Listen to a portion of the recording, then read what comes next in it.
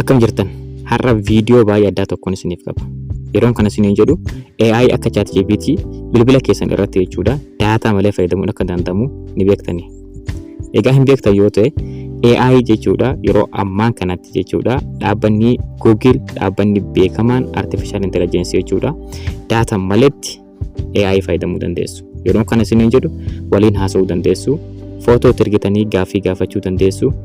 Sagaleedhaan waliin haasa'uu dandeessu jechuudha. Afaan barbaaddaniin jechuudha. Afaan Oromootiin. Afaan ChatGPT'n hojjetu hundumaanuu offline bilbila keessan irratti fayyadamuu ni dandeessan jechuudha.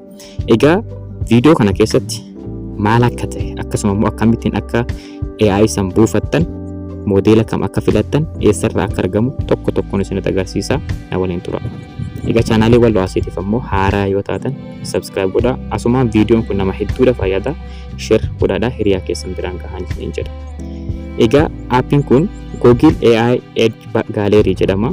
Aappii kana faayidaan isaa intarneeta hin barbaadu jechuudha.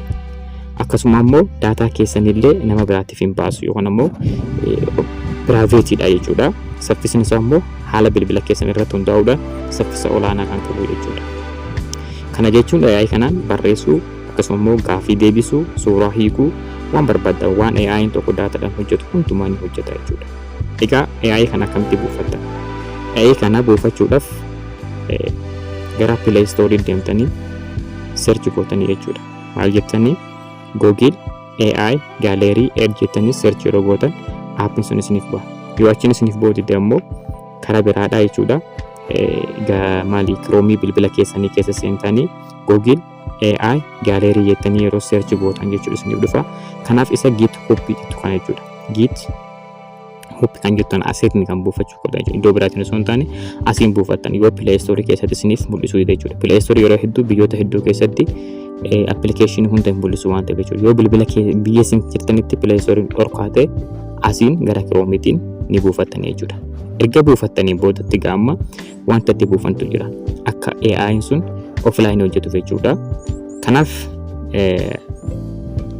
yeroo aappii keessa seentan jechuudha wantoota moodeelota hedduudha isiniif bita. Kan AI barreeffama waliin haasoftan akkasuma immoo kan suuraa isiniif hiikuu fi kan sagaleedha jechuudha. Achi keessatti bilbila keessan irratti hundaa'a jechuudha. Yoo bilbilli keessan raamiin isaadha GB 4 GB 3 ta'e jechuudha moodeela guddaa filachuu hin qabdanii jechuudha. Sababiin isaatis bilbilli keessan sun saffisni isaanii laafaa akkasuma immoo aappii san cufee keessaa ba'a waan ta'eef. Kanaaf bilbilli keessan raamiin isaa GB 4 yoo ta'e kan isin filattan jechuudha. Geema 4 up to B kan jedhan isa kana filattan yookaan ammoo geema takka B'dha kan jedhu san filattanii buufattanii jechuudha. Yoo bilbilli keessan raamiin isaadha GB 4 ta'e jechuudha.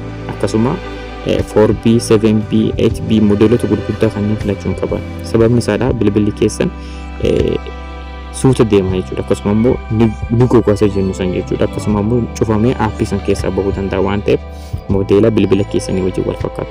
Yoo bilbilli keessan raamiin isaadha akkasuma immoo stooreejiin isaallee guddaa kan taatu taate jechuudha. Raamii 8, 6 yoo kan taatu taate modeela barbaadan filattanii buufattanii jechuudha.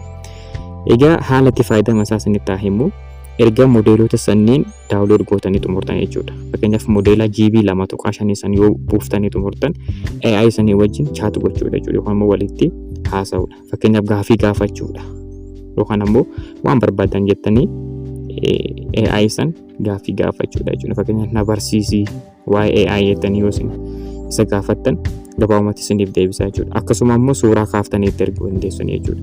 Suuraa barbaadan tokko qormaata tahee akkasuma immoo suuraa biraadha kaaftanii suuraan kun maali jettanii gaafachuu ni dandeessan. Afaan Oromootiinis afaan Amaariffaatiin afaan barbaadaniin jechuudha. Afaan ChatGPT'n hojjetu hundumaan jechuudha. Akkasuma immoo sagalee waliin haasa'uu dandeessan jechuudha. Yookaan immoo sagalee gara barreeffamatti jijjiirsisuu dandeessan jechuudha. Haasaa haasoftanii sagalee keessan san gara barreeffamatti yookaan immoo sagaleedhaan waliin haasa'uullee ni dandeessanii jechuudha. Asirratti bilbilli keessan raamiin isaadha akkuma isiniin GB 4 sanii gadi yoo ta'e timing boodii san off gochuudha qabdan jechuudha. Yoo ammoo bilbilli keessan bilbila gurguddaa GB raamiin isaadha GB 812 ta'e akkasuma immoo storage isaa guddaadha jechuudha. Storage isaa GB 256 yoo ta'e bilbilli keessan raamiin isaadha 8 GB yoo ta'e kanaaf timing boodiillee ongootanii itti fayyadamuu dandeessanii jechuudha. Gabaabumatti appilikeeshiniin kun appilikeeshinii baay'ee barbaachisaadha jechuudha. appilikeeshinii daataa malee AI fayyadamuu jechuun waan laafaadha miti dhugaa dubbachuuf yoo ta'e. Gabaabumatti viidiyoon kun viidiyoo baay'ee barbaachisaadha jechuudha. Yoo isitti tole laayik godhaa, akkasuma immoo yaada qabdan kooment irratti akkasuma gaaffiillee yoo qabaattan naaf barreessuu dandeessu jechuudha. Aga viidiyoo biraa walitti deebinutti.